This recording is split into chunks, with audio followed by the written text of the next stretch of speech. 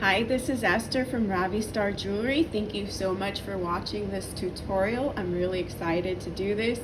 It's a basic bracelet making tutorial 101. So I wanted to show you guys a couple of the first upcycled bracelets that I made, and they are made with upcycled vintage Japanese beads. And looking at them now, I'm kind of proud. So I hope you find this tutorial easy to understand. And if you have any questions, comments, feedback, feel free to leave comments. And I'm gonna go ahead and get started. And here's what you're gonna need. You're gonna need some stretchy thread. So I like to use Beadalon Stretch Magic.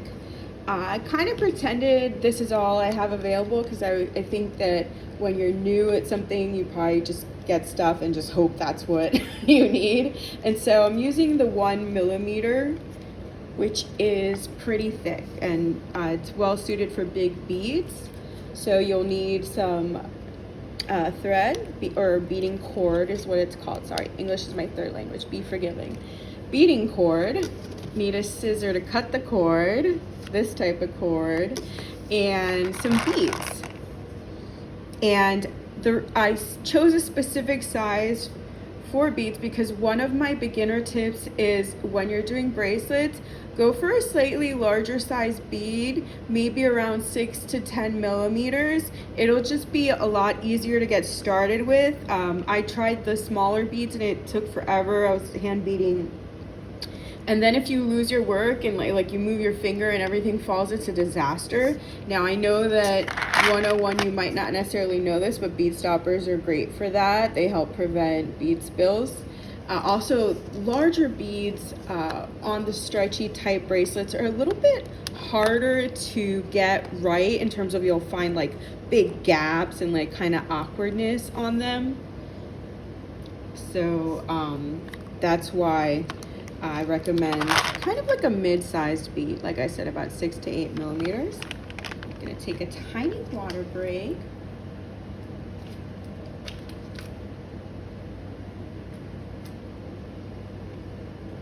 Okay, so the first thing you would do is you would cut the cord, and you want to give yourself, very important, ample inches. The cord is not very expensive, and you're better off doing much longer than you need as opposed to shorter. So I'm assuming this is 101, so you would just cut it. I'm assuming a person wouldn't know to use the bead stopper. So here I am. Here's my cord. You hold it with one hand. I kind of hold it. You want more than enough also to leave for making knots. So I'm gonna actually kind of hold this like this for now. And just start threading. Since it's a 101, you probably assume you don't have a bead board or a bracelet board, and so this is all we've got. And you just literally, you've got to make sure that the thread can fit through the hole. That's another reason larger beads tend to have larger holes. And you just thread, and you try to be patient, and it takes time. But think of it as each bead you're putting on, you're learning and you're gaining more experience and you're getting better and better. This is not something it will take you many years to learn.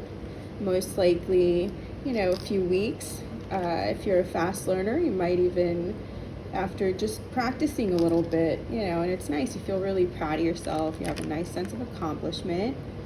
And you have something that you can wear. You have something you can also give as a gift. You have something you can keep as a memento for like the first time you ever made a piece of jewelry. And so what happens sometimes is you'll have a hard time, like I am right now, going through here. And so you just persist, and the thing is there's no bead stopper because this is 101. Just don't let go. So I guess I should warn you here, we're kind of at the halfway point. If the beads fly, I'm just gonna put this up anyway as a fail. So if you're at a 101 and you don't have anything but your beads and your cord and your scissor, then you don't have really a way to like measure how big you want this. And so you kind of go like this and you estimate a little bit, and you also use your wrist. And so for me, I have a ways to go before I can wear this, so I'm going to go ahead and keep beading. I hope you like my little doll type suitcase here. I got that on Temu. I had to. It was too cute to resist.